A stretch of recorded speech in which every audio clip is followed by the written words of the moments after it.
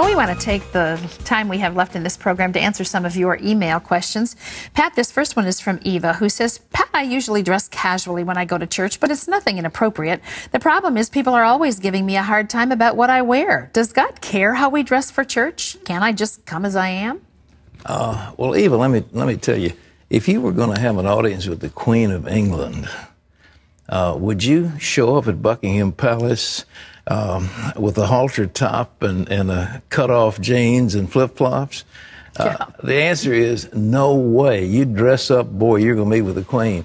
Same thing if you go into the White House, you're going to meet with the President. You wouldn't go in sort of casual, but yet we think we can go before God with just all this slovenly stuff. I see these kids, I mean, it's just disgusting.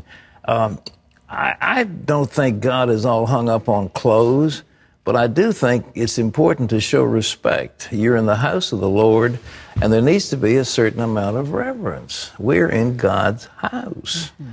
And in the old days, he dealt very harshly with those who took advantage of it.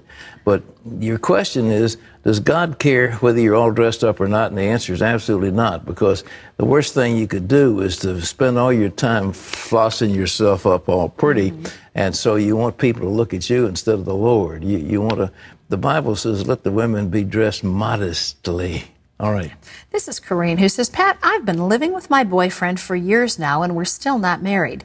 He doesn't want to marry me because of his previous bad marriage. There's a part of me that still desires marriage. What can I do? Walk out.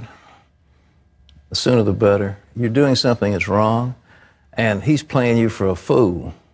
He's had a, quote, previous bad marriage. Well, tough luck.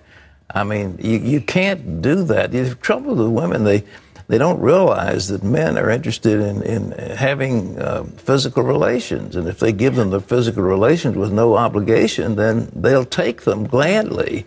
And then they'll walk out on them when there's any obligation put upon them. You know, it's a partnership. And if a man doesn't want to marry you, then don't live with him. All right? This is Luz, who says, I've made 20 years of mistakes and bad choices, even though I went to church. I slept around with different men and hurt people that were close to me. I feel like it's too late for God to help me. Is there still hope for me after so many years of poor judgment? Luz, there's always hope. There's always hope in God. He loves you, and he wants to forgive you. And what he's concerned about is that you would be cleansed from dead works to serve the living God. That's what the Bible says. Get all that stuff behind you, and the minute you come to the Lord, he'll take care of it. The past, you leave it behind. What else? Well, this next one's a long one, so I don't think we have time for it. Well, okay. My parents divorced 10 years ago. My dad stole $4,000 from me several years ago, so I haven't talked with him in 2 years. Basically, his relationship with family is non-existent. I plan to talk with him soon because I think he's giving up on life. I think you've got to go to him. Tell him you want him as a father, you need a father, and you honor him as a father. And even though he's done terrible things, you tell him you forgive him, and you love him unconditionally. But that you want to be a father, you want him to be your father, and you want to be his son. And tell him you love him. And if he doesn't respond to it, just keep praying for him. But that will soften his heart, and that's all you can do. And I don't think I'd do anything else. A confrontation is not the answer.